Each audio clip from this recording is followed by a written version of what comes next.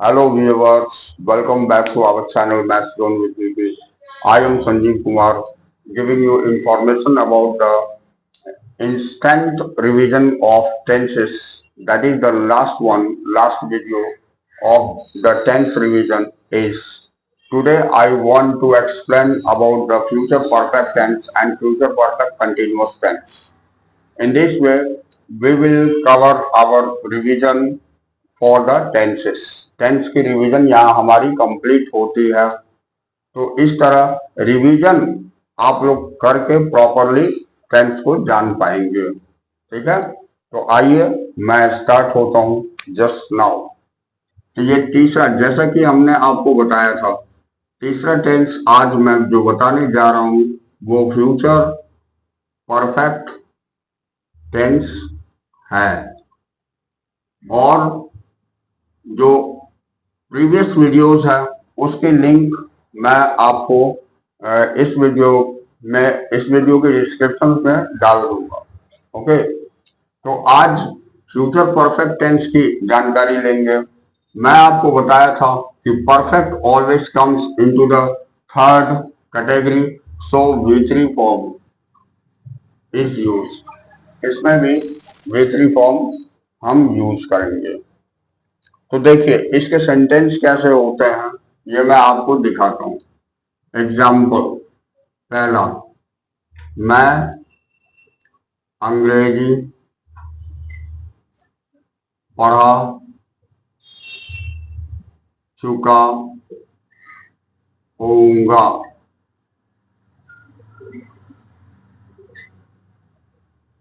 दूसरा, तुम स्कूल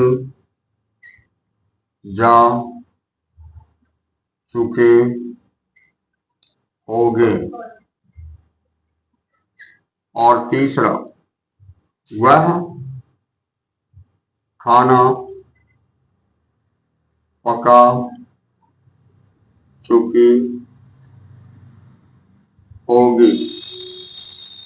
तो इन तीनों वाक्यों में हम देखते हैं इसके लास्ट में चुका होऊंगा, चुके होंगे और चुकी होगी ये लिखा हुआ। यही पहचान होती है फ्यूचर परफेक्ट टेंस की, राइट। तो जब हम पहचान देख लिए और सेंटेंस को आइडेंटिफाई कर लिया, तो अब हम इसमें मेन वर्ब और हेल्पिंग वर्ब क्या क्या यूज करते हैं उसकी जानकारी लेते हैं टेबल पर। ठीक है,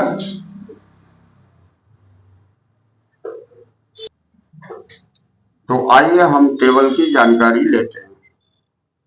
तो इसमें ये सिंगुलर और यहाँ प्लूरल है। यहाँ हम फर्स्ट पर्सन में आई और वी, सेकंड पर्सन में यू और यू आ जाता है, और थर्ड पर्सन में ही, सी, इट,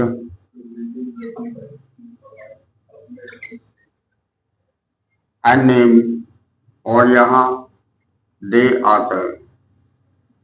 तो इस तरह हमने टेबल बना के तैयार कर दिया।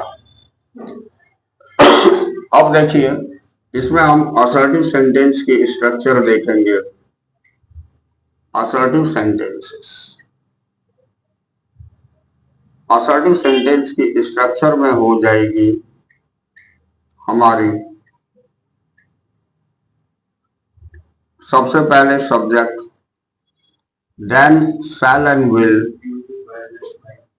के साथ में शैल और विल के साथ हैव लग जाती है। उसके बाद V3, देन ऑब्जेक्ट। तो सब्जेक्ट, शैल, विल, हैव और V3 का इस्तेमाल हम करते हैं। तो अब मैं ये बताता हूं, ये शैल के साथ भी हैव लगेगा और विल के साथ भी हैव लगेगा। तो यहां हम शैल हैव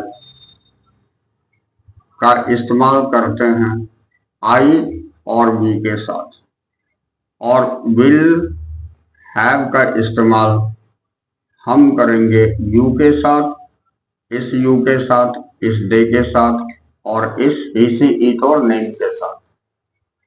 ठीक है, तो ये हमें ध्यान रखना पड़ता है कि शैल हैव और विल हैव का प्रयोग हम कहाँ कहाँ करते हैं। उसके बाद V3 फॉर्म तो सभी के साथ यूज हो जाएगी। तो आइए इसी आधार पर हम इस एग्जाम्पल को इंग्लिश में ट्रांसक्राइब करते हैं। पहला, मैं अंग्रेजी पढ़ा चुका होऊंगा, इसका हो जाएगा आई शैल हैव टॉट इंग्लिश। दूसरा, you will have gone to school. और तीसरा, she will have cooked food.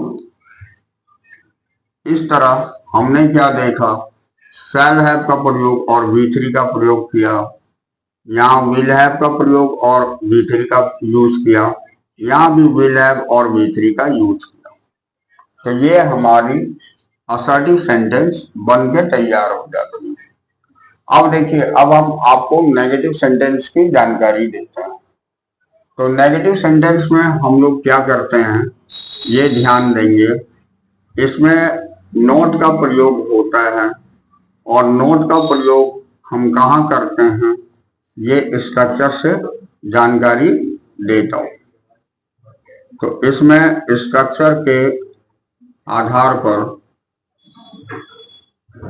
आपको ये हो जाती है subject, then shall and will पहले होती है सब्जेक्ट के बाद, इसके बाद नोट लग जाता है, तब हैव लगता है, और V3 देन ऑब्जेक्ट। तो ये स्ट्रक्चर हो जाती है। अब जैसे कि एग्जाम्पल, पहला, यहां शैल हैव के बीच में नोट लग जाएगी, विल हैव और विल हैव, ये ध्यान रखनी है हमें। तो देखिए, जैसा कि हम देख रहे हैं, इसमें आई shall not have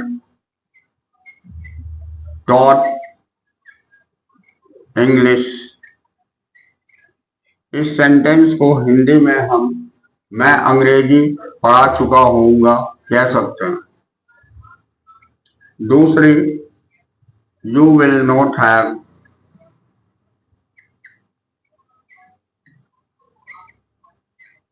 gone to school, means तुम स्कूल नहीं जा चुके होगे। तीसरी वाक्य हमारी, she will not have cooked food, इसकी हिंदी हो जाएगी, वह खाना नहीं पका चुकी होगी। तो इस तरह नेगेटिव सेंटेंस हमारी बन जाती है। अब आइए फिर मैं इंटरोगेटिव सेंटेंस की जानकारी लेता हूं।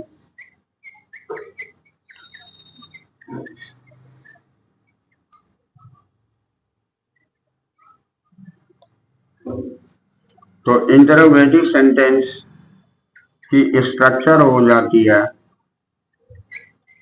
हेल्पिंग वर्ब इसमें सबसे पहले आती है, तो शैल एंड विल का प्रयोग हम पहले करेंगे, इसके बाद सब्जेक्ट, देन हैव।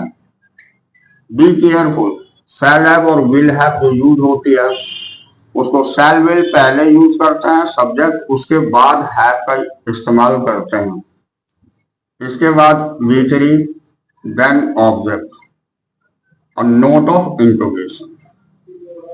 इस तरह ये स्ट्रक्चर इंट्रोगेटिव सेंटेंस की कंप्लीट होती है। अब इसके एग्जाम्पल बना करके देखते हैं। पहला हो जाता है shall I have taught English.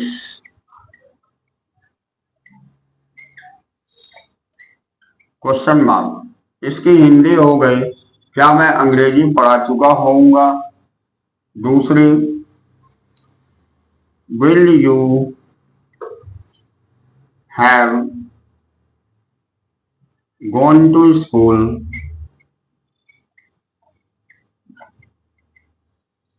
इसकी हिंदी हो जाएगी क्या तुम स्कूल जा चुके होगे। तीसरी इसमें will she have cooked food. इसकी हिंदी हो जाएगी क्या वह खाना पका चुकी होगी। तो इस तरह हमारी ये फ्यूचर परफेक्ट टेंस की रिवीजन कंप्लीट होती है। अब इसके बाद हमारी लास्ट फ्यूचर की रह जाती है फ्यूचर परफेक्ट कंटिन्यूअस टेंस। तो आइए उसके बारे में भी हम जानकारी ले लेते हैं। ठीक है, तो इसे मैं फिर से पूरी डिटेल्स में बताता हूं और एकदम आसान तरीके से, जो कि शॉर्टकट व्यूज से आप इसकी रिवाइज प्रॉपरली कर पाएंगे। इसमें जो ध्यान देने वाली बात होती है वो ओनली आपको हेल्पिंग वर्ब और मेन वर्ब की ध्यान रखनी पड़ती है कि किस टेंस में कौन सा हेल्पिंग वर्ब और कौन सा मेन वर्ब का प्रयोग होगा। और आइडेंटिफिकेशन इंपॉर्टेंट होती है। जब आप आइडेंटिफाई कर लेंगे तभी आप उसको प्रॉपरली एंड करेक्ट चेंज कर पाएंगे।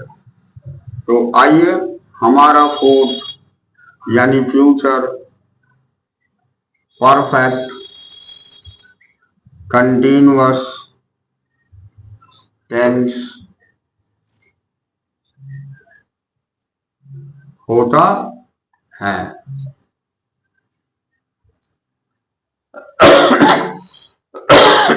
ऐसे मॉडर्न इंग्लिश में, अभी के इंग्लिश में इस टेंस का इस्तेमाल बहुत ही कम हो गया है, but actually this one is the basic language, so we should have to know about this also. हमें इसके बारे में जानना चाहिए, जानकारी रखनी चाहिए, और इसका जब जानकारी होगा तभी हम इसके सेंटेंस भी बना पाएंगे। लेकिन मॉडर्न इंग्लिश जैसे कि इंग्लिश कन्वर्सेशन में इसकी इस्तेमाल आजकल कम हो रही है, तो बी केयरफुल। आइए हम इसे सीखते हैं। बेसिक के लिए ये बहुत ही इंपॉर्टेंट है। तो इसमें पहला वाक्य हो जाएगा मैं 2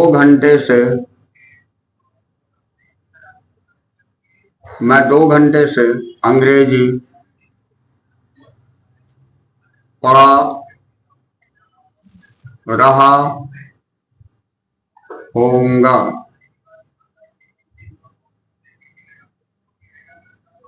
अब दूसरा,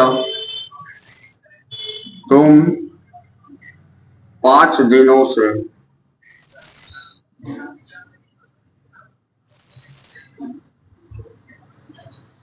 स्कूल जा रहे होगे। तीसरा, वह 4 बजे से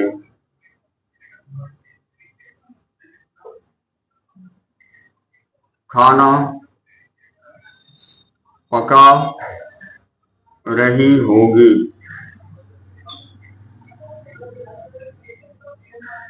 तो देखिए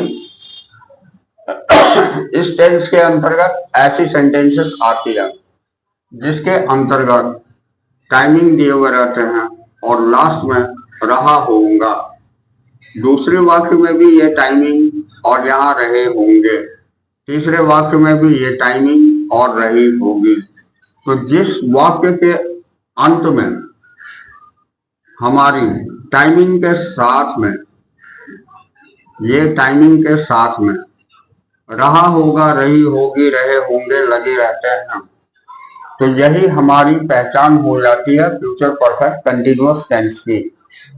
ठीक है, तो आइए अब हम इसकी जब पहचान कर लिए तो अब सबसे पहले इसमें हेल्पिंग वर्ब और मेन वर्ब का जो इस्तेमाल है वो हम टेबल पर बताते थे, तो आइए टेबल बना लेते हैं। तो यहाँ हमारी सिंगुलर एंड प्लूरल, इस जगह फर्स्ट पर्सन, यहाँ आई, यहाँ वी, यहाँ सेकंड पर्सन यू, यू, यहाँ third person he, she, it and name, ये हो जाते हैं, और यहाँ दे, ये यहाँ हमारी टेबल बन करके तैयार हो जाती है। अब आप देखिए यहाँ पर हम आपको असर्टिव सेंटेंस की जानकारी देते हैं।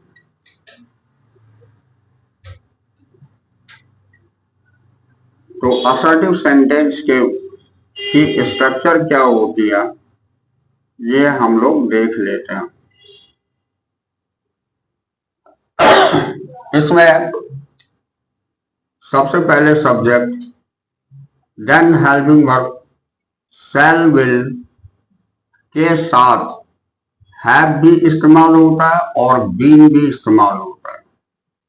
शैल have been, will have been, इस तरह ये यहां से यहां तक हमारी हेल्पिंग वर्ब हो जाती है। इसके बाद इसमें V1 ING, देन ऑब्जेक्ट और देन सिंस फॉर की जगह पर इस टेंस में फ्रॉम फॉर का इस्तेमाल होता है। फ्रॉम फॉर कहने का मतलब हुआ सिंस की प्लेस पर हमने फ्रॉम का लिखा, तो दैट मीन्स जो पॉइंट ऑफ टाइम होगी उस जगह फ्यूचर परफेक्ट कंटिन्यूअस टेंस में हम फ्रॉम का इस्तेमाल करेंगे, और जो पीरियड ऑफ टाइम होगी उसमें हम फॉर का इस्तेमाल करेंगे। तो फ्रॉम फॉर के बाद हमारी टाइमिंग हो जाती है। तो ये हमारी स्ट्रक्चर यहाँ कंप्लीट हो जाती है, राइट। अब आप देखिए इसके वाक्य हम बना करके दिखाते हैं। सबसे पहले इसका यूज बताते हैं हम टेबल पर। तो इसमें शैल, हैव, बीन, ये शैल हैव बीन का इस्तेमाल आई और बी के साथ ही होता है। उसके बाद विल, हैव, बीन, इसका इस्तेमाल इस यू के साथ, इस यू के साथ, इस दे के साथ और इस ही, सी, इट एंड नेम के साथ होता है। ठीक है, तो ये चीज आपने हेल्पिंग वर्ब का इस्तेमाल देख लिया। अब मेन वर्ब के साथ V1 ING सबके साथ लगती है, और उसके बाद फ्रॉम फॉर का इस्तेमाल मैं बताया ही, उसी आधार पर हम इसे बनाते हैं। तो असर्टिव सेंटेंस की स्ट्रक्चर में जो हमने लिखा उसी आधार पर ये पहला वाक्य बन जाएगा, मैं 2 घंटे से अंग्रेजी पढ़ा रहा हूँ। तो I shall have been teaching English,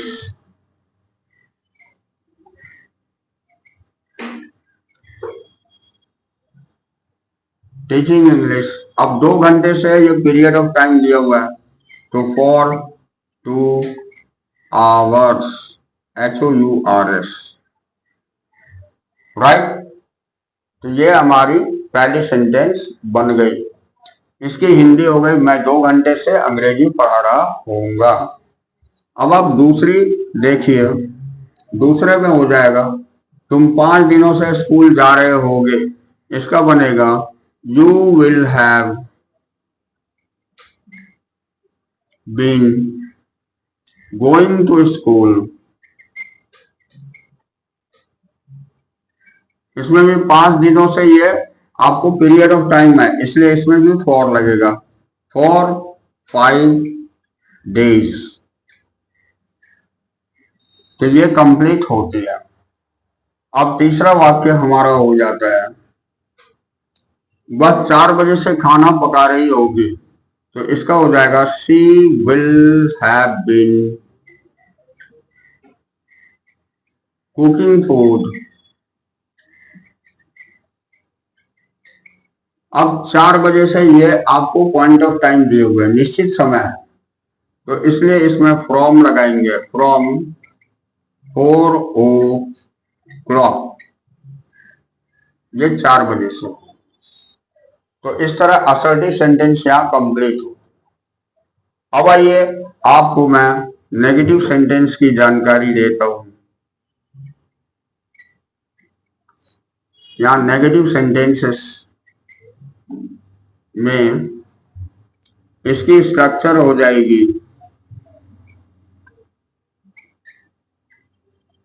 यहां सब्जेक्ट, उसके बाद शैल विल, इसके बाद ही नोट लग जाता है, तब बाद में हैव बीन लगता है। ठीक है, उसके बाद V1 ING, then object, then from for, और लास्ट में टाइमिंग। तो ये स्ट्रक्चर हो जाती है आपकी नेगेटिव सेंटेंस की। अब देखिए इसके वाक्य मैं आपको बता देता हूं। यहां सेल के बाद यहां नोट, और विल के बाद नोट, यहां विल के बाद नोट लगा करके बाकी सारे सेम लिख देंगे, आपकी नेगेटिव सेंटेंस बन जाएगी। ठीक है, अब नेगेटिव सेंटेंस जैसे कि मैं लिख के दिखाता हूं आपको। यहां example first, I shall not have been teaching English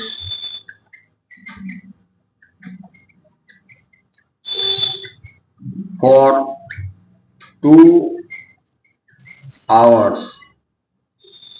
ये हो गई नेगेटिव सेंटेंस। इसकी हिंदी हो गई, मैं 2 घंटे से अंग्रेजी नहीं पढ़ा रहा होऊंगा। दूसरी वाक्य हमारी हो जाएगी, you will not have been going to school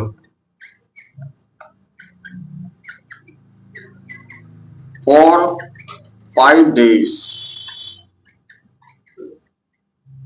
इसकी हिंदी हो जाएगी, तुम 5 दिनों से स्कूल नहीं जा रहे होगे। अब तीसरी वाक्य, she will not have been cooking food from 4 o'clock। तो इसकी हिंदी हो जाएगी कि वह 4 बजे से खाना नहीं पका रही होगी। तो in this way negative sentence आपके यहां कंप्लीट हो गया। अब मैं आपको इंटरोगेटिव सेंटेंस में लेकर चलता हूं।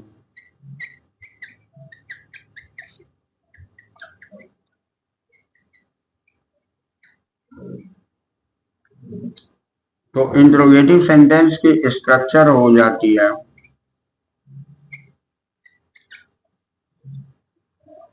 इसमें हेल्पिंग वर्ब, जैसा कि मैं हर टेंस में बताया, हेल्पिंग वर्ब सब्जेक्ट से पहले यूज होती है।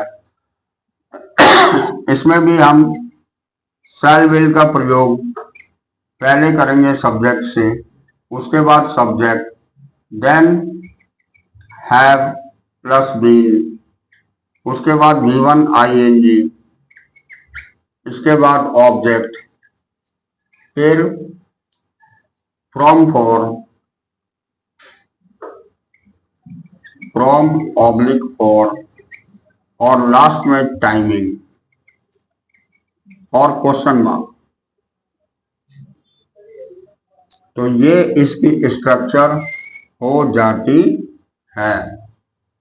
ओके, अब देखिए इसके सेंटेंस मैं बना करके दिखाता हूं आपको। इसकी सेंटेंस पहली ये बन जाएगी, इसमें शैल का प्रयोग हम पहले कर देंगे। तो ये हो जाएगा, shall I have been teaching English for 2 hours, note of interrogation. इसकी हिंदी हो गई, क्या मैं 2 घंटे से अंग्रेजी पढ़ा रहा होऊंगा। दूसरी वाक्य, will you have been going to school for 5 days। तो इसकी हिंदी हो जाएगी कि क्या तुम 5 दिनों से स्कूल जा रहे होगे। अब तीसरी सेंटेंस हमारी हो जाएगी, will she have been cooking food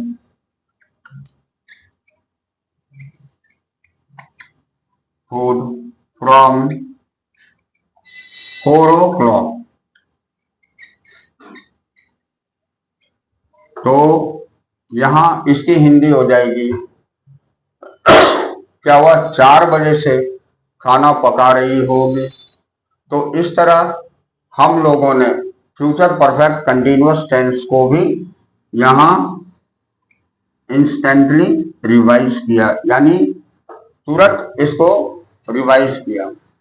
अब लास्टली मैं ये कहना चाहता हूं कि टेंस को जितनी अधिक आप प्रैक्टिस में रखेंगे उतनी अच्छी आपकी इंग्लिश लिखना, बोलना, पढ़ना आ जाएगा। तो इसीलिए मैं उम्मीद करता हूं कि इसकी प्रैक्टिस आप लोग अधिक से अधिक करेंगे। You will more practice for the tenses and I hope आप लोग इस टेंस की जानकारी से संतुष्ट हुए होंगे। ठीक है, तो अब इसकी पूरी लिंक आपको डिस्क्रिप्शन में मिल जाएगी। और अब अगले नेक्स्ट वीडियोस में हम लोग फिर मिलते हैं इंस्टेंट रिवीजन लेकर के और भी बेसिक ग्रामर की सारी आइटम्स को। That's all for today.